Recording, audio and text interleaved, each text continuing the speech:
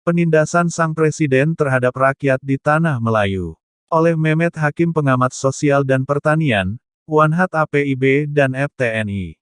Di tengah gonjang-ganjing Pilpres dan kemarau panjang, muncul persoalan baru yang sangat membuat kita semua geram, marah melihat kenyataan saudara-saudara kita di Batam, persisnya di Pulau Rimang, Kepulauan Riau di tanah keturunan para pahlawan Melayu seperti Hang Tuah, Hang Jebat, Hang Lekir, Hang Kasturi, Hang Lekiu yang diusir paksa dengan kekuatan aparat kepolisian.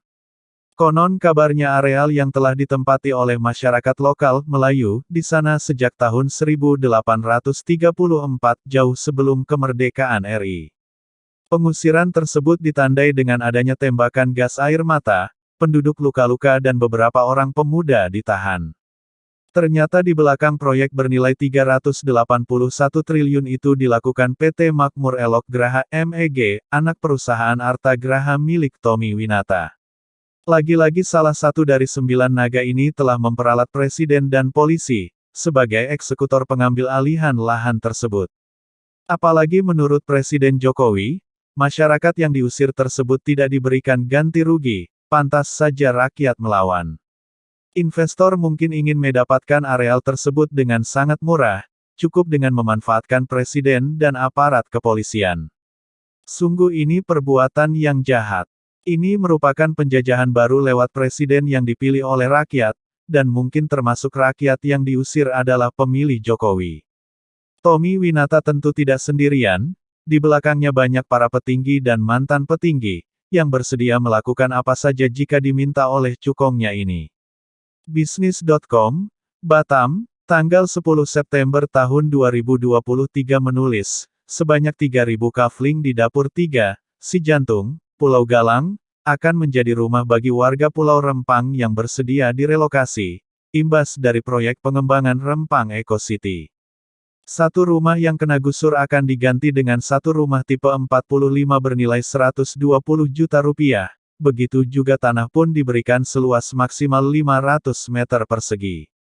Tentulah itu tidak cukup, belum lagi sumber kehidupannya terganggu. Lihatlah kasus reklamasi di pantai utara Jakarta, wartawan saja tidak boleh lewat, apalagi penduduk lokal, pasti kehidupannya terganggu. Pernyataan Kemenkumham, Menko Polhukam, yang membela investor sungguh miris. Mereka dibayar, digaji diberi fasilitas oleh rakyat tapi bekerja untuk investor. Ada kemiripan penggunaan aparat kepolisian di kasus Pulau Rempang, Dago Elos di Bandung, Wadas di Jateng, Morowali di Sulteng dan kasus perkebunan kelapa sawit di Kalimantan. Hal ini berdampak merugikan kepolisian itu sendiri. Rakyat akan melihat bahwa polisi itu adalah musuhnya rakyat, walaupun mereka tahu persis bahwa polisi itu hidupnya dari pajak yang dibayar rakyat. Kebutuhan pokok polisi dijamin oleh rakyat, pendapatan sampingan ini yang membuat polisi menjadi lupa diri. Sebenarnya polisi ini dididik untuk apa? Untuk membantu investor atau untuk melindungi rakyat? Rasanya ada kesalahan doktrin di dalam pendidikan kepolisian. Yang lebih miris lagi adalah pernyataan Presiden Jokowi, bahwa Pulau Rempang milik negara dan menegaskan tidak akan ada ganti rugi kepada rakyat di Pulau Rempang. Pernyataan ini hanya bisa keluar dari seorang penganut faham komunis. Apalagi dengan sisa kekuasaannya telah memerintahkan kepada Kapolri untuk mengganti Kapolda atau Kapolres yang dianggap tidak membantu investor. Ada apa pula gerangan? Pemimpin seperti apa? Ingat Jokowi itu Presiden RI, bukan presiden negara komunis yang bisa berbuat apa saja, tanpa perlu mempedomani UUD 45. Di negeri Pancasila ini ada budaya musyawarah dan mufakat, bahkan prinsip dan dijadikan landasan hukum di negara ini. Jika landasan hukum tersebut dilalui, tentu semuanya akan berjalan lancar. Tanpa itu presiden dapat disebut perampok tanah rakyat. Izin usaha dan izin-izin lainnya yang dikeluarkan oleh pemerintah, tidak bisa merubah kepemilikan aset milik rakyat, sekalipun tidak ada surat-suratnya. Adat, kebudayaan lokal sangat paham akan hal seperti itu. Tanah adat itu tidak masuk sebagai tanah negara dalam arti negara yang memilikinya. Walau tanpa batas formal seperti patok-patok agraria, masyarakat lokal tahu persis batas kepemilikan lahan tersebut. Pertanyaan lain, mengapa Jokowi sangat getol memberikan karpet merah pada investor, bahkan dengan mengorbankan rakyat kecil?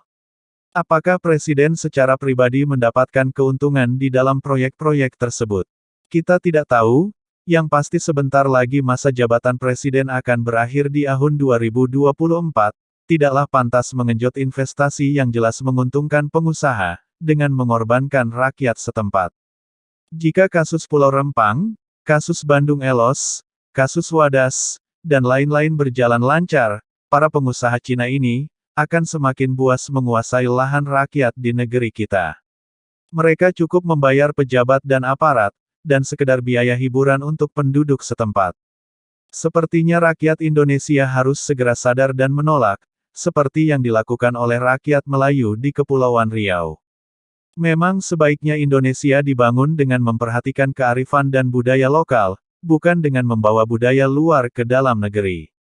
Karena apa yang dipikirkan oleh para petinggi belum tentu sama dengan keinginan rakyat setempat. Begitulah paparan tentang penindasan Presiden terhadap rakyat demi membela investor Cina. Sebelum kami akhiri, izinkan admin untuk mengingatkan. Jangan lupakan, dan tetaplah ingat kepada 6 pemuda beriman, pengawal ulama, yang tidak salah apa-apa, diculik, lalu disiksa dengan sadis dan kejam, kemudian dibantai tanpa belas kasihan, oleh segerombolan setan. Setelah itu, difitnah habis-habisan, kasus ini dikenal sebagai kasus KM50, yaitu, tragedi kemanusiaan paling biadab yang pernah terjadi di Indonesia. Senin tanggal 7 Desember tahun 2020 yang lalu. Allahu Akbar. Allahu Akbar, Allahu Akbar, Allahu Akbar, Allahu Akbar, Allahu Akbar, Allahu Akbar, Allahu Akbar, Allahu